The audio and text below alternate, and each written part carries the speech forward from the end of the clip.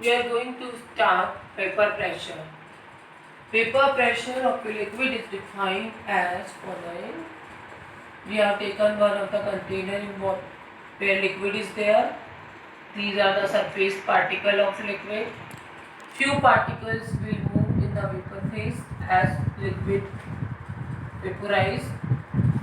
Then a certain limit later on equilibrium set होगा vapor particle and liquid particle. Then what will happen? At the condition of equilibrium at constant temperature, the pressure exerted by the vapors over the surface of liquid is known as vapor pressure. I am repeating again that vapor pressure is equal to the pressure exerted by the vapors of liquid over the surface of liquid at equilibrium and at a certain constant temperature.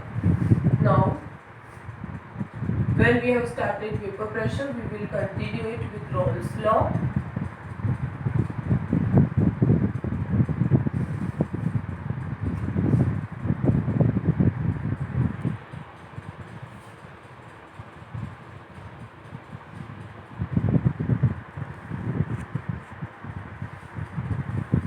The mathematical expression of Rolle's law as follows.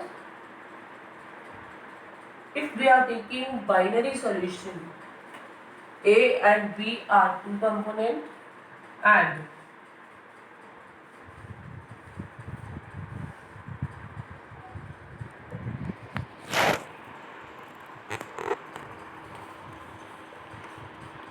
according to mathematical statement of Rolle's law, the product of vapor pressure of pure liquid A multiplied with the mole fraction of the A in the solution is equal to the vapor pressure exerted by the liquid A.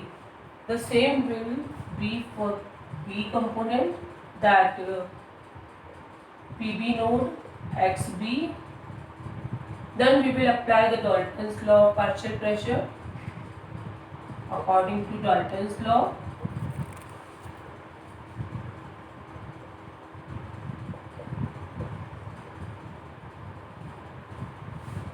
total pressure is equal to sum of partial pressure, and P total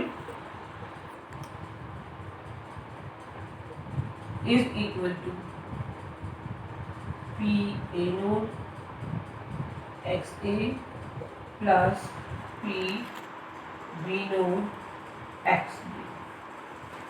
So again I am repeating, Rolle's law is expressed as the product of pure liquid A's vapor pressure and its mole fraction is equal to the vapor pressure of the A liquid in solution. In the same manner, for B, if P node B is the vapor pressure in the pure liquid, B and XB is the mole fraction in the solution, then in the solution vapor pressure exerted by B is equal to PB node and XB. So you can write it again that if A and B are two components, then the product of mole fraction and partial vapor pressure of each component is equal to the product of mole fraction and the liquid's vapor pressure. Now,